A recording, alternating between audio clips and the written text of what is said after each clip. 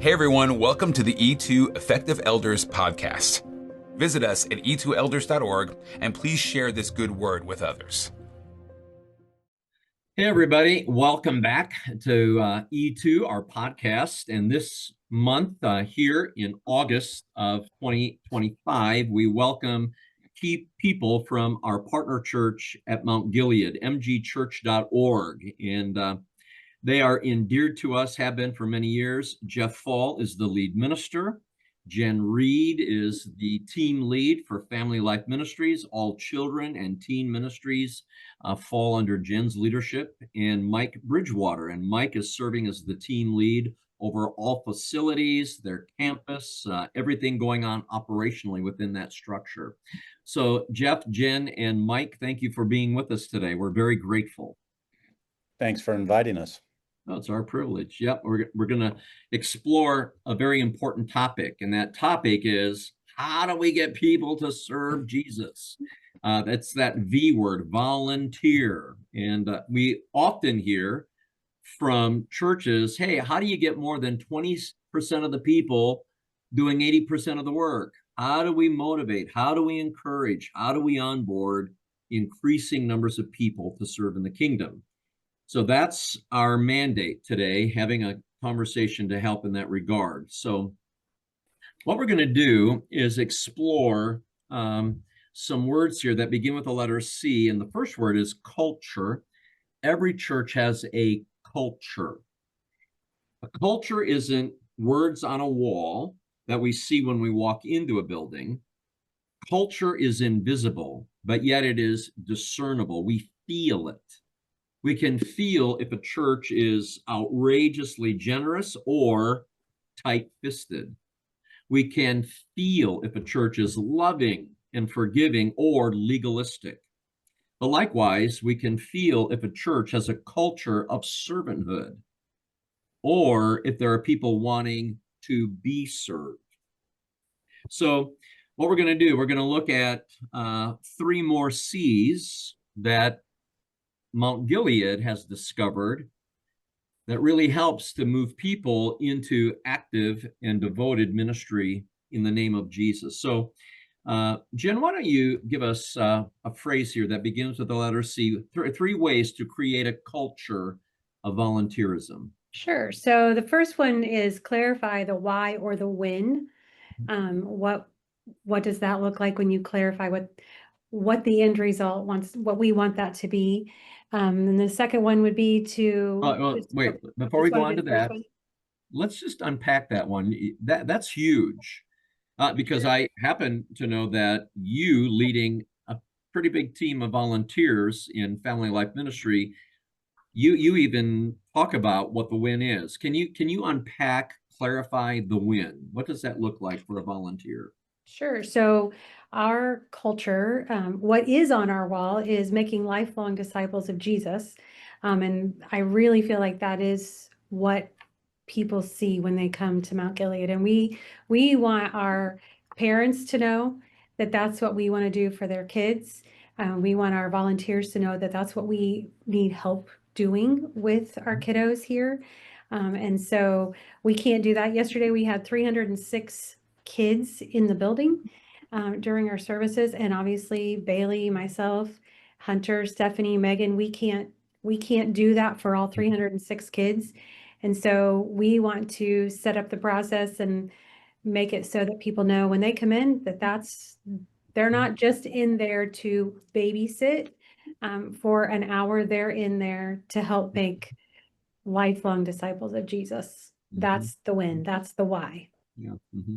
And it's reiterated and reiterated and reiterated so that people really feel the win. They know there's great clarity. There's no ambiguity there. Right. Jeff, do you see that in adult volunteerism, the importance of the win? I do.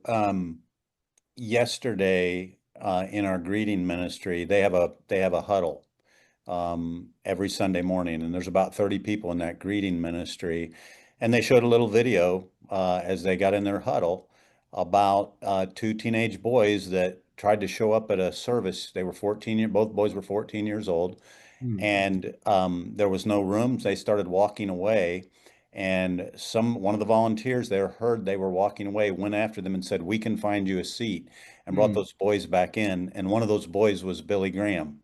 And so they told a little story like that in the huddle, reminding everybody that's in this greeting ministry of why they're there doing that job. And when they got done telling that story, there's a gentleman who's somewhat new to the church, been here about 6 months, African American man, and he raised his hand and he said, when we first got here, there was a greeter whose name I don't even remember, who made us feel so welcome, and he gave us a seat, and we're still here.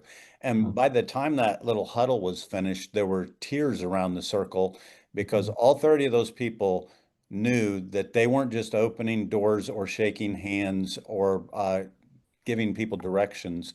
They were part of helping people become lifelong disciples of Jesus.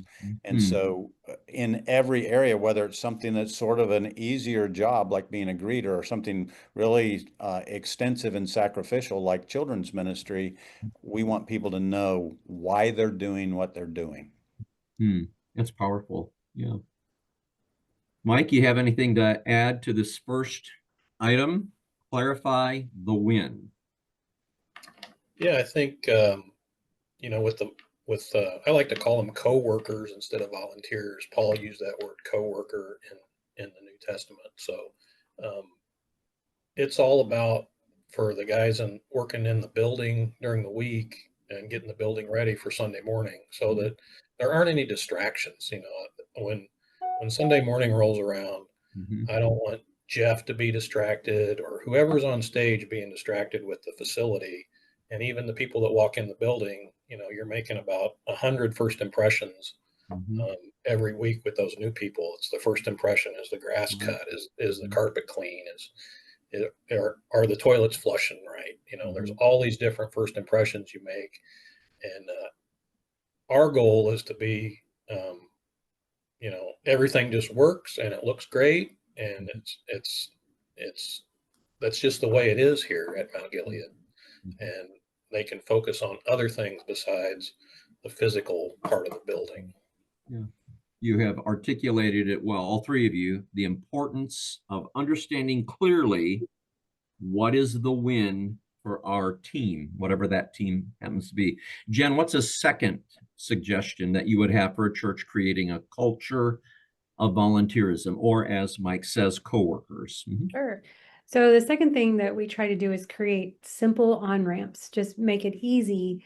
I read a quote, I wrote this down: don't make people climb a mountain to serve, just hand them a ladder.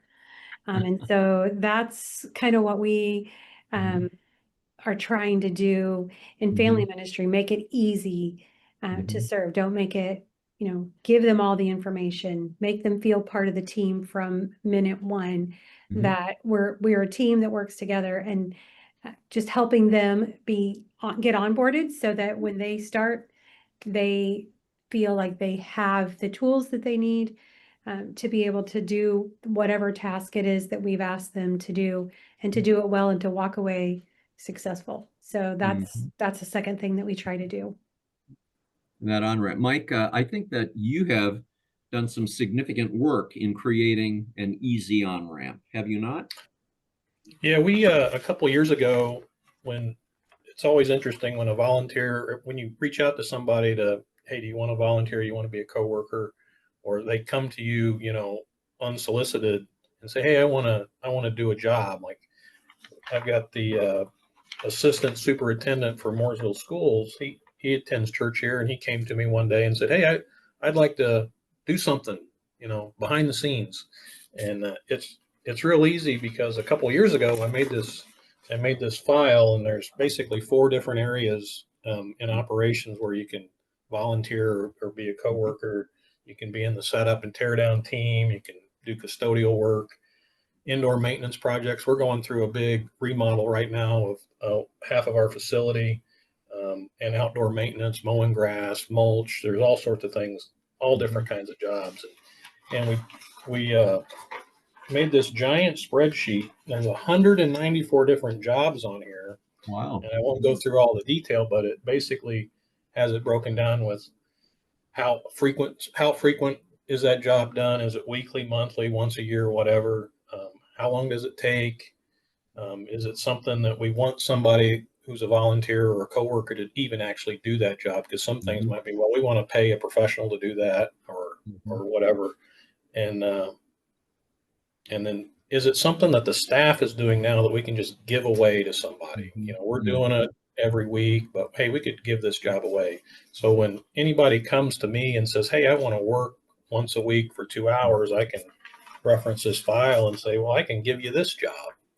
And it gives, it's fast, it's real work, it's noble work, and we know what tools are required, and we can equip them when they come in the building to do that job, so they're not standing around. The worst thing you can do is get a volunteer on site and have them standing around with their hands in their pocket waiting on something to happen. So this has allowed us to, equip the people once they're here to work and feel like they're contributing to the work of the church. Right. So Jeff, if you're preaching a series on serving Jesus, and you're coaching the people, teaching them about spiritual giftedness, and they come to understand what their spiritual gifts are, you want to make sure that it's easy for those individuals who are then stirred by the Holy Spirit to be able to onboard at Mount Gilead. Yeah, so that there's some entry-level things that, Mike said the worst thing you can do is have somebody on site standing around, and I agree with him, but there might be something even worse than that, and that's when somebody wants to serve, they volunteer to serve, but we don't even contact them. We don't get back with them. We don't give them that up. We don't strike while the iron's hot. And so the more of those entry-level type opportunities you have, that becomes a gateway for service once they taste it and want to do more of it. Yep. We want to make it easy, just as Jen said. So that on-ramp, got to create an on-ramp. So you guys have done a good job of that. Jen, what's that final C? How do we create a culture of people serving Jesus? Just celebrate with people, making them feel appreciated for what they're doing, making them feel that they are a huge part of what's happening here. So yesterday we celebrated in our service that we had over 150 baptisms for the year so far. And so one of the ways that we are celebrating that is going back and talking to our volunteers, especially in our student ministry, where a lot of those have come from. That's you were part of that celebration. And so, celebrating in different ways. We're going to celebrate this coming Sunday for our family ministry volunteers. They get a crumble cookie and a t-shirt and just a brief way of us just saying thank you for what you're doing and, celebrating what all of that looks like. Yeah. Praise be to God. We at the Creek, we have a high value on celebrating people who are serving the Lord, and many times we'll have a whole month where we're highlighting different ministry teams and just thanking them publicly. We do like you. We have gifts that we share with people.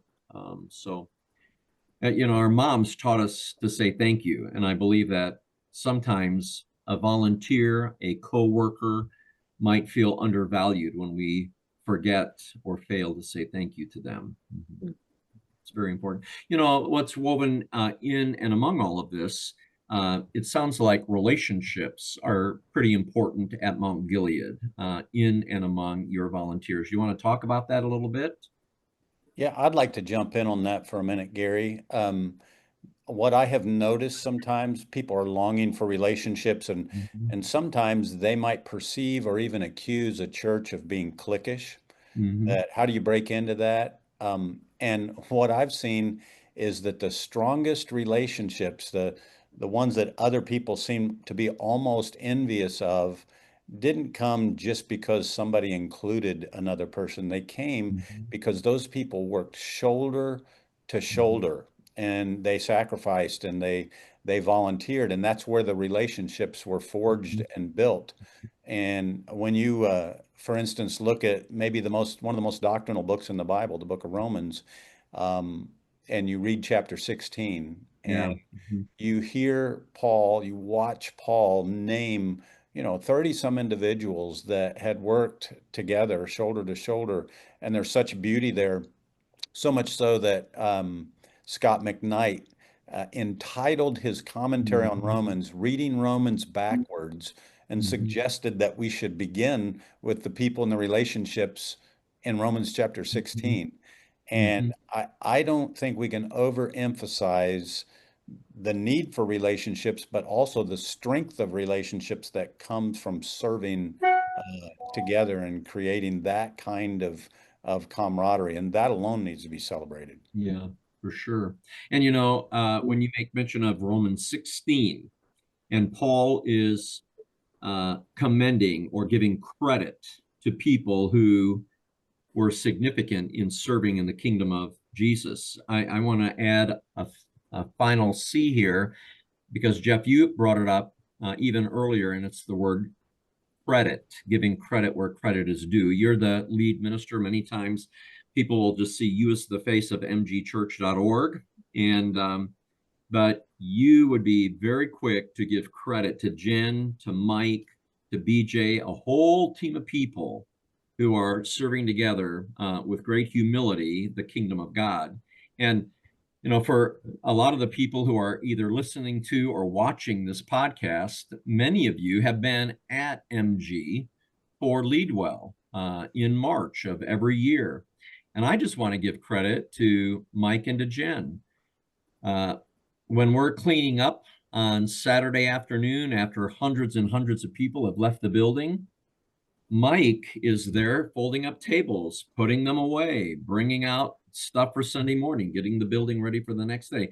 Jen, I can remember this last March, you were helping moving tables for us to put Chick-fil-A on the tables, and you weren't pointing the finger to volunteers, go do this, go do that. You were leading by example. The two of you are incredible examples. You're the 1 Corinthians 11, verse 1 kind of folk. Follow my example as I follow the example of Christ. So we want to thank you for your partnership in the ministry of Jesus, and you're a highly, highly esteemed partner of E2. We could not do what we do without our beloved partners at MG Church. That's for sure. So we want to thank you for today. And by the way, folks, we want you to take advantage. We have a couple of resources. This is our book on serving. #Deacon Strong, men and women serving Jesus and his church.